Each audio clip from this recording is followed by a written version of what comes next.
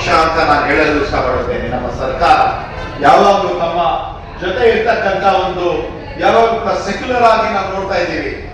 ಇಲ್ಲಿ ಇರ್ತಕ್ಕಂಥ ಇವರ ಸಂಬಂಧ ಇವತ್ತು ಮಾನ್ಯ ಮುಖ್ಯಮಂತ್ರಿಯವರು ಕೂಡ ದೆಹಲಿಗೆ ಹೋಗಿದ್ದಾರೆ. CWC ಒಂದು ಇರ್ತಕ್ಕಂಥ ಒಂದು ಮೀಟಿಂಗ್ ಅಲ್ಲಿ ಭಾಗಿಯಾಗಕ್ಕೆ ಮಾನ್ಯ ಮುಖ್ಯಮಂತ್ರಿಯವರು, ಮಾಜಿ ಮುಖ್ಯಮಂತ್ರಿಯವರು ಮತ್ತು ಹಲವಾರು ನಮ್ಮ ಸರ್ಕಾರದಲ್ಲಿ ಇರ್ತಕ್ಕಂಥ ಪ್ರಮುಖರು ಹೋಗಿದ್ದಾರೆ. ನಾನು ಹೇಳುದು ನೇರವಾಗಿ ಇಲ್ಲಿ ಬರ್ತಕ್ಕಂಥ ತಮ್ಮ ಏನೇನು ಸಂಕಷ್ಟದಲ್ಲಿದೆ ಅದರಲ್ಲಿ ಬಂದು ಭೇಟಿಯಾಗಕ್ಕೆ ಹೇಳಿದ್ದಾರೆ.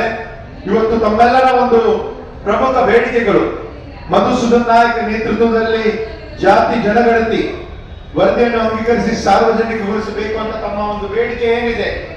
ಈಗಾಗಲೇ ನಮ್ಮ ಸರ್ಕಾರ ಹಿಂದೆ ಇರ್ತಕ್ಕಂಥ ಸನ್ಮಾನ್ಯ ಸಿದ್ದರಾಮಯ್ಯ ಮುಖ್ಯಮಂತ್ರಿ ಅವರು ಬಹುಶಃ ಒಂದು ದಿವಸ ಮೊದಲೇ ಏನು ರಾಜೀನಾಮೆ ಕೊಡ್ತಕ್ಕಂಥ ಒಂದು ಸಂದರ್ಭದಲ್ಲಿ ಅದನ್ನು ಅವರು ಸ್ವೀಕಾರ ಮಾಡಿದ್ದು ಕೂಡ ತಮ್ಗೆ ಗೊತ್ತಿದೆ. ಯಾಕಂದ್ರೆ ನಮ್ಮ ಸರ್ಕಾರ ಬದ್ಧವಾಗಿದೆ. ಈ ಒಂದು ನಮ್ಮ ಸರ್ಕಾರ ಹಿಂದುಳಿದ ವರ್ಗದ, ಅಲ್ಪಸಂಖ್ಯಾತರ, ರೈತರ, ಬಡವರ, ಕಾರ್ಮಿಕರ, ಮಹಿಳೆಯರ, ಶೋಷಿತ ಜನಾಂಗದ, ಶೋಷಿತ ಪಂಗಡದವರ ಒಂದು ಪರವಾಗಿ, ಜನಸಾಮಾನ್ಯರ ಪರವಾಗಿ ಇರ್ತಕ್ಕಂಥ ಸರ್ಕಾರ ಯಾವುದಾದ್ರೆ ಸರ್ಕಾರ ಇದೆ ಅಂದ್ರೆ ಇವತ್ತು ನಮ್ಮ ಇರ್ತಕ್ಕಂಥ ಸನ್ಮಾನ್ಯ DK ಶಿವಕುಮಾರ್ ಅವರು ನೇತೃತ್ವದಲ್ಲಿ ಇರ್ತಕ್ಕಂಥ ಒಂದು ಸರ್ಕಾರದಲ್ಲಿ ಹೇಳಲು ಇಷ್ಟಪಡುತ್ತೇನೆ. ತಮ್ಮೆಲ್ಲರ ಒಂದು ಅಲ್ಪಸಂಖ್ಯಾತರ ಒಂದು 2B ಮೀಸಲಾತಿ ಹಿಂದೆ 3 ವರ್ಷ ಹಿಂದೆ ಬಿಜೆಪಿ ಸರ್ಕಾರ ಇರ್ತಕ್ಕಂಥ ಒಂದು ಸಂದರ್ಭದಲ್ಲಿ ಏನು ಚುನಾವಣೆಗಿಂತ ಒಂದು 3-4 ತಿಂಗಳ ಹಿಂದೆ ನಡೆದಿರುವಂತ ತಮ್ಮೆಲ್ಲರೂ ಕೂಡ ಗೊತ್ತಿದೆ. ನಾನು ಪದೇ ಪದೇ ಅದು ಹೇಳಲು ಅವಶ್ಯಕತೆ ಇಲ್ಲ. ಇವತ್ತು ಬಿಜೆಪಿ ಅವರಾಗ್ಲಿ JDS ಅವರಾಗ್ಲಿ ಒಂದು ನಾಣ್ಯದ 2 ಮುಖಗಳು ಅಂತ ತಮ್ಮೆಲ್ಲರೂ ಕೂಡ ಗೊತ್ತಿದೆ. ಅದನ್ನು ಕೂಡ ತಮ್ಮ ಒಂದು ಬೇಡಿಕೆ ಏನಿದೆ ಮತ್ತು ಕಾಂಗ್ರೆಸ್ ಪಕ್ಷ ಲೋಕಸಭಾ ಚುನಾವಣೆ ಸಂದರ್ಭದಲ್ಲಿ ನೀಡಿರುವ ಒಂದು ಭರವಸೆ ಯಾವಾಗಲೂ ಕೂಡ ನಾವು ತಮ್ಮ ಜೊತೆ ಇದ್ದೀವಿ, ನಾವು ಬದ್ಧರಾಗಿದ್ದೀವಿ ಅಂತ ಹೇಳಲು ನಾನು ಇಷ್ಟಪಡುತ್ತೇನೆ. ಅದರಲ್ಲಿ ಖಾಸಗಿ ಒಂದು ವಲಯದಲ್ಲಿ ಮೀಸಲಾತಿ ಜಾರಿಗೊಳಿಸಬೇಕಾಗಿರುವಂತಹ ಖಾಸಗಿ ವಲಯದಲ್ಲಿ ಅಗತ್ಯ ಕಾನೂನು ಮತ್ತು ನೀತಿಗಳನ್ನು ರೂಪಿಸಬೇಕು.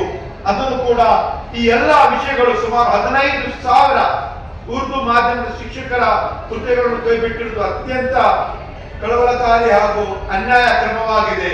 ರಾಜ್ಯದ ಸರ್ಕಾರಿ ಉರ್ದು ಶಾಲೆಗಳನ್ನು ಹಲವು ಶಿಕ್ಷಕರ ಹುದ್ದೆಗಳನ್ನು ಖಾಲಿ ಇರುವುದರಿಂದ ಇದೆಲ್ಲ ವಿಷಯಗಳನ್ನು ನಾನು ಮಾನ್ಯ ಮುಖ್ಯಮಂತ್ರಿ ಅವರು ಹಾಗೂ ಮೈನಾರಿಟಿ ಮತ್ತು ವಕ್ಫ್ ಸಚಿವರಾಗಿರುವ ಸನ್ಮಾನ್ಯ UT ಖಾದರ್ ಅವರು ಕೂಡ ಗಮನದಲ್ಲೂ ಕೂಡ ನಾನು ತಗೊಂಡು ಬರ್ತೇನೆ.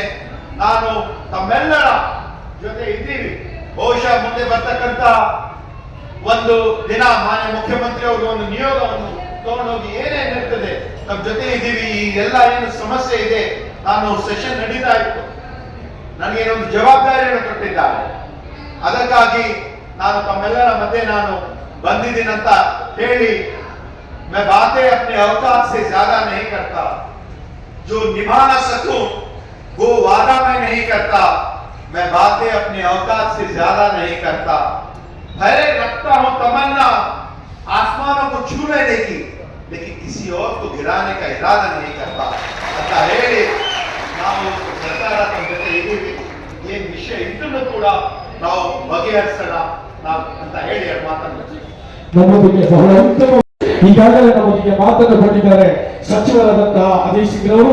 ನೂತನವಾಗಿ ಸಚಿವ ಸ್ಥಾನವನ್ನು ಪಡೆದಂತಹ ನಿಮಗೆ social development party of India Karnataka ರಾಜ್ಯ ಸಮಿತಿಯ ಅಭಿನಂದನೆ ಅರ್ಪಿಸುತ್ತಾ ತಾವು ಹೇಳಿದಂತೆ ನಿಮ್ಮ ಸರ್ಕಾರ ಶೋಷಿತರ ಪರವಾಗಿದೆ, ಅಹಿಂದ ಅಲ್ಪಸಂಖ್ಯಾತರ ಪರವಾಗಿದೆ, ದೊಡ್ಡವರ ಪರವಾಗಿದೆ ಅಂತ ಹೇಳಿ ತಾವು ಹೇಳಿದ್ದೀರಿ.